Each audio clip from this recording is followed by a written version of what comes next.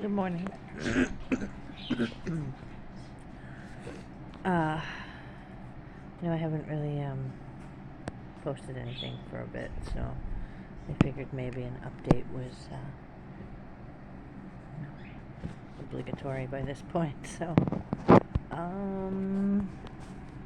yeah, we didn't get the schoolhouse in Cayville, Saskatchewan, but I guess they found a place in a little hamlet called Tuxford, which is, you can spit at Moose Jaw from there and probably hit the city limits, which is, that's fine. So, Canada Post had a screw up and they sent the wrong paperwork to me, and I had to send an affidavit in proving that I was not married, and for them to send stuff back, which they did. So now I am, because of how much crap we've kind of had to endure,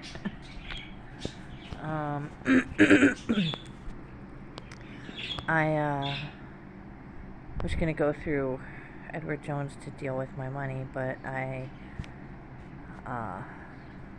think I need access to more money than I would have going through them, so I'm going to have to do it through the bank.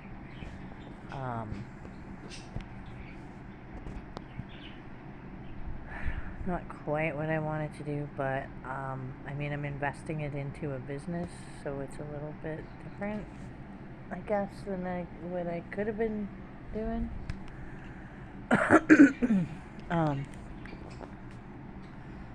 So, anyway, we get the keys to the house in Tuxford on 30th of June or the 1st of July or something like that. My sister's partner gets the keys. I don't know exactly when we'll be leaving Ontario right now, because things kind of changed a little bit when my money didn't come in right away. So I also have to decide what's going to be the easiest but also least expensive, so somewhere in the middle of those two, way to get out to Saskatchewan. I have to put $5,000 or $6,000 worth of mechanical work probably into a motorhome to get it here and back across to Saskatchewan. Well, actually Alberta first, since we're still going to be in Alberta if Nikki and I go in June or July, like the end of this month or beginning of next month, or even before the end of next month, we'll be going to Alberta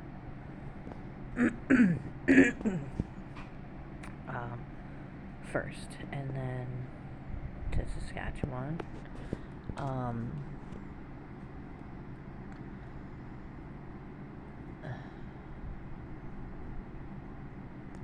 I need the decompression time that I was looking forward to. I don't know how that's going to work, because even if we go to Alberta next month, it's training for the business, which I'm either going to have to do over Zoom calls all month next month, or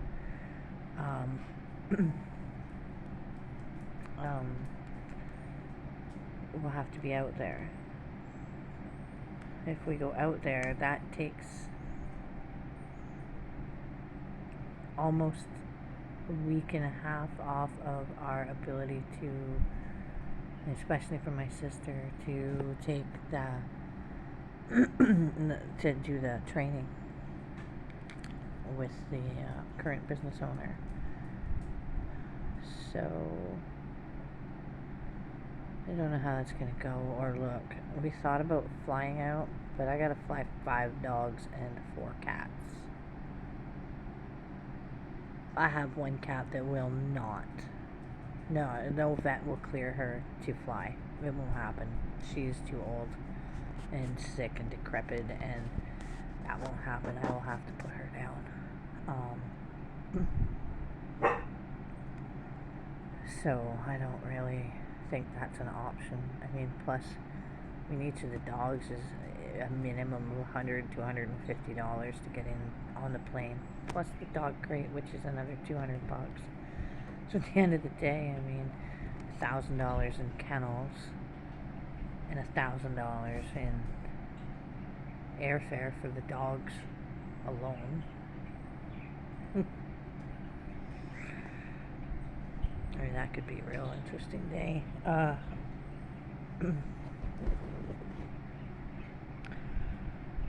So we've contemplated like renting a van, or like a camper van, or even a camper, a Class C camper, to drive across ourselves, and then we have to get it back. I mean, there's one-ways and stuff, but I don't. It's expensive too. Like that alone too is another $3,000 to $5,000. So maybe more, because we have the pets that are going to be in the van, and that's going to cost more because they're pets. They leave a mess, no matter what you do, let alone 5 assholes. So, yeah, we're trying to figure out the logistics to getting out there, and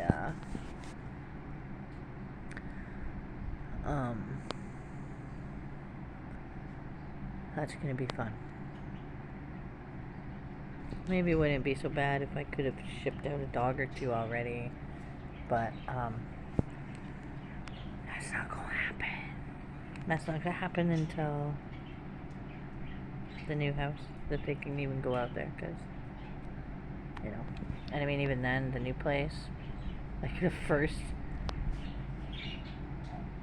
so my hope is I can get out to Alberta, and while we're in Alberta, I can send the money to Sarah to have a fencing company come in and fence that yard, so that when we get there with the dogs, it's just, they can go outside on the yard. I don't have to worry about walking them or taking them around the property or dealing with that bullshit. Yeah. So, a little place called Tuxford. There's nothing there. The church for the place is even like out the highway. So there's like nothing. There's not a store, nothing.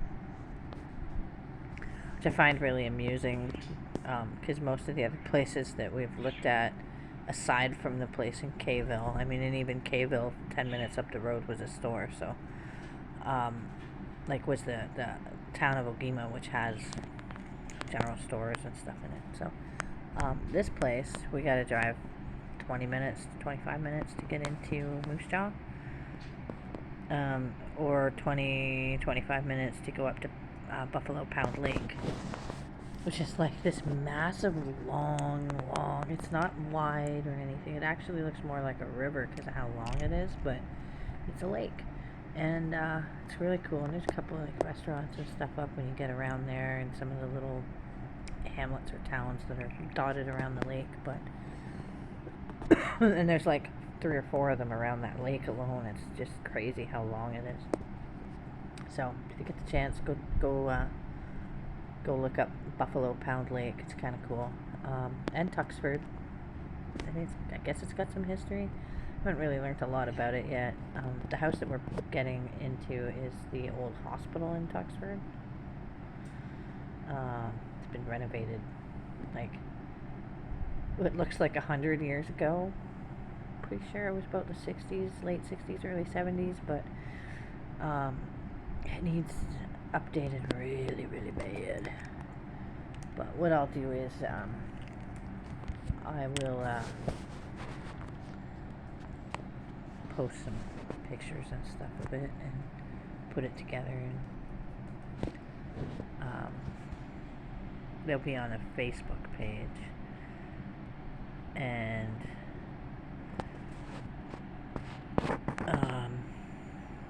I'll see if I can string together a YouTube video with pictures of it and pictures of the town and stuff, just to sort of give you guys an idea of what it looks like. The crazy part about Saskatchewan that I'll have to get used to, not even Alberta is like this. Manitoba is. So anybody who's from Manitoba probably would never have an issue, but Saskatchewan does not have a lot of paved roads. In the cities, paved roads. Some of the highways aren't even they're gravel. But there's a ton of places, the hamlets and towns, where it's almost literal goat paths for roads. They're dirt road with the grass in the middle kind of deal. Looks like somebody's little laneway, and that's the road. And there's 3-4 houses on it. It's really wild. It's going to be an adjustment to live on the gravel roads, and they don't grate them probably nearly as much as they do here in Ontario on the gravel roads. But in comparison, I'll be honest, we've got maybe 100 gravel roads in southern Ontario, and they've got 100,000 in the southern part of Saskatchewan. So it's just crazy how much gravel roads there is out there. So I imagine that's going to be massive wear and tear on the vehicles, and they use potash on the roads, the paved roads. I don't know what you know about potash, but it's a type of salt. So apparently it's really corrosive. Won't be doing much city driving in the winter anyway. Especially once Nikki and I settle into our own place, because it will be a little bit more remote from the cities than the place we're looking at, I imagine, just because of what we want and where we want it. So yeah, so I guess the update is we're still going. It's been hell. I do want to shout out to the people who have, reached out and helped us out, or just checked up and just been like, hey, how's it going? Are you guys doing okay? That's really important to me.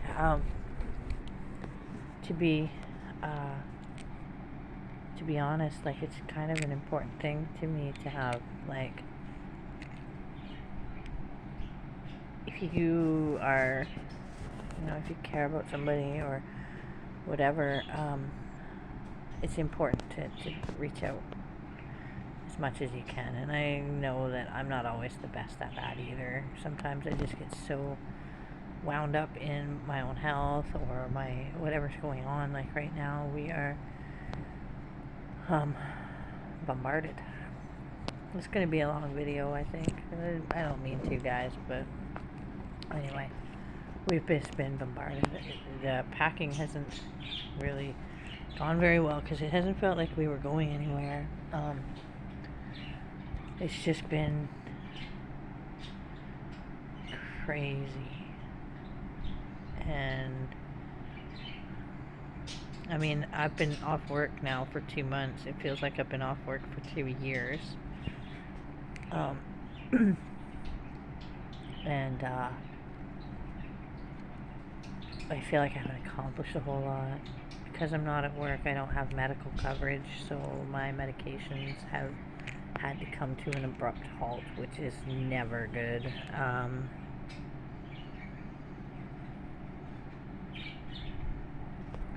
They're not cheap, so if you have an autoimmune disease and you have medication for it and you come off the medication, you become dependent on that medication. So it's not just coming off the medication and everything starts to you feel all of the things that the medication has kind of blocked, but also the withdrawals that come from it. got past that, but now it's just like constant pain and stiff, and I hate lupus. I hate it with a passion. It's not fun to live with. If any of the people who follow me know anybody with lupus, you'll understand that it's not.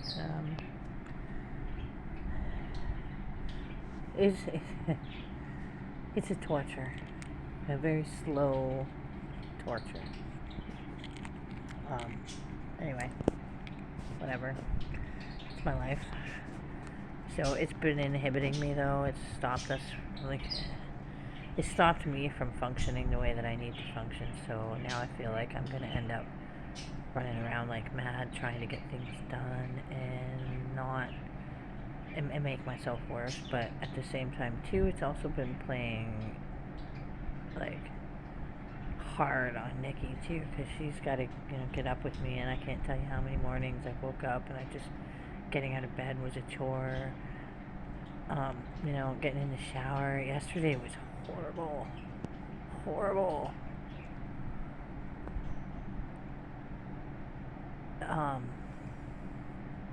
Yeah. So it's kind of inhibited a few things. I might need to enlist some help to pack. I didn't want to do that, but I might need to pack things. So I want to get everything packed, set down in our storage unit, and waiting for the moving company, because we have the keys on the 30th of June. My stuff will be out of here as soon as I can, between the 1st of July and us leaving, because it can just go and be sent to Tuxford in the house, done, waiting for us to get there. So we'll see how that goes. It's very much dependent on my time at the bank and Canada Post. I mean, I'll give them credit. They were really good at getting that paperwork back to me very, very swiftly, so I give them that. I would hope, and I do hope, that that'll be the case when the paperwork's filed too, that they'll swiftly send that stuff out, and I can then get some stuff done. Anyway, I hope everybody has a good day. We're getting through it. I am super I still can't. I want so bad to drop the name of the business.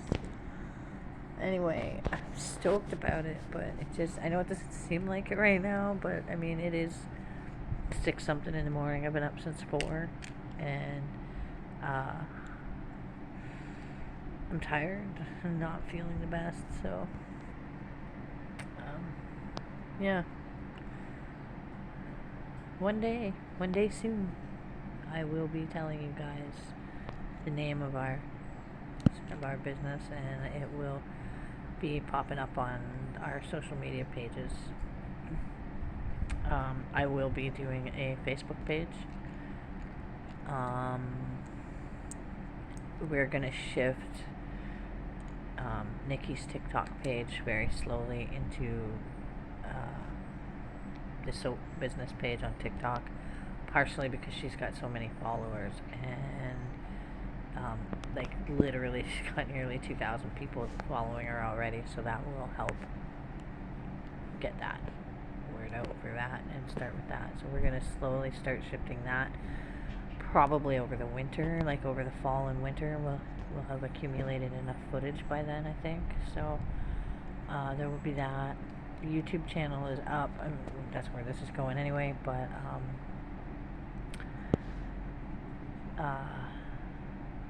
and then Facebook. We'll do the Facebook page, which I'll link to my Instagram, and we'll do that. So it'll show up on all the media platforms that we use right now. So, yeah. Anyway, now that I've taken 20 some odd minutes up of your day, I hope everybody has a good day. I will try and send an update in the next week or so. Hopefully I'll have a better idea of what's going on with my retirement money, and